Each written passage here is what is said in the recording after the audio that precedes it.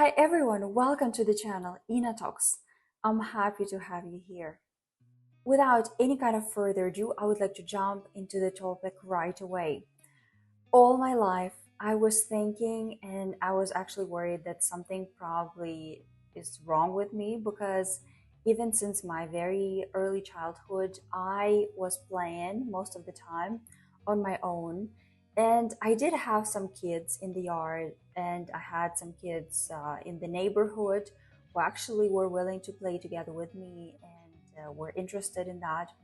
But I oftentimes found it a lot more interesting and a lot more beneficial for myself to just do the thing on my own. And I literally spend hours and hours on end daydreaming, being in my head, being in my own world, thinking about stuff, observing things around me. And that gave me a lot more pleasure than the activities that could be considered as the collectivist activities or those which emphasize the group over the individual. And I have to say that my teachers, my parents, those role figures that surrounded me, they were telling me that I need to actually reconsider my ways because I need to interact a lot more with the others who are around me because this is not the natural way to do things, to go your way. And at that period of time, nobody was talking about being an introvert or extrovert or ambivert, like whatever classification or categorization is present currently for those people who want to be categorized. Not all of us do want that, I have to say. But as for me, I was just thinking that I need to kind of like fix myself. I need to like rebuild my way to approach things. And I did try to do that. I was struggling for a very long period of time. But later on, I understood that still my battery charges when I spend time on my own with myself, being self reliant, being self expressive, and that really did the thing for me. And only later in life, I discovered that the power of individuality that I was possessing all these years was actually not an issue. It was a tool that I was trying to neglect, that I was trying to brush under the carpet, and not to benefit from it as much as I actually could from the very start. But we have to mind that every power has its pros and has its cons. Talking about the pros, it's definitely more chances and more opportunities to self express. You are focusing on your self development and you're able to enjoy the fruits of this process, the fruits of your journey that you're taking on your own.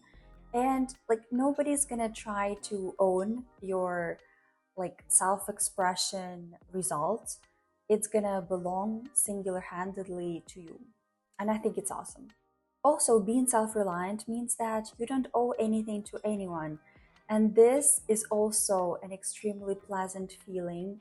And I would say that it's even a security pillow that you have inside of your mental health that tells you that you're actually doing well, because like even though there is nobody out there like constantly looking out for you, trying to have your back, you are having your own back. And now let's get into the cons. They're actually worth considering. If you are the person who really feels lonely on their own and feels like they have become an outcast and nobody cares about them, I think it will be difficult to benefit from the power and of individuality. It's going to be a bit difficult to like really uh, enjoy it.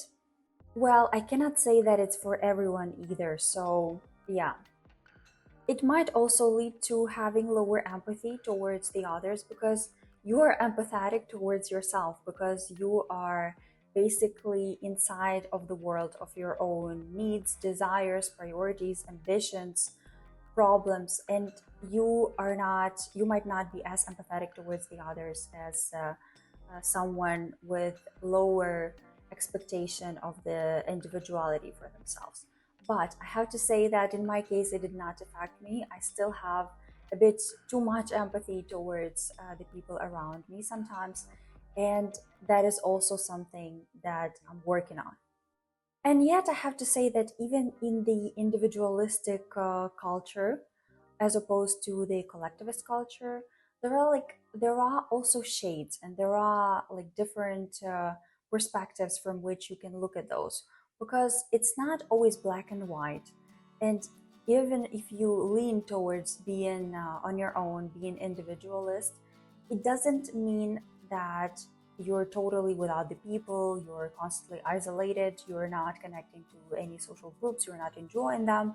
It absolutely doesn't mean that. It just means that your priority and probably your focus is your own life scenario, is your own power, like of individuality that you're cultivating for like whatever reason in yourself. And I think that is important. Thank you so much for being with me today in this video. I'm wondering towards which philosophy or group you're leaning towards the most, whether you're enjoying the power of your individuality or you're more interested in joining groups and actually feeling the part of those. I see nothing wrong with that either. I would love to hear from you in the comments. Press the like button, subscribe if you haven't subscribed yet, and we'll see each other very soon.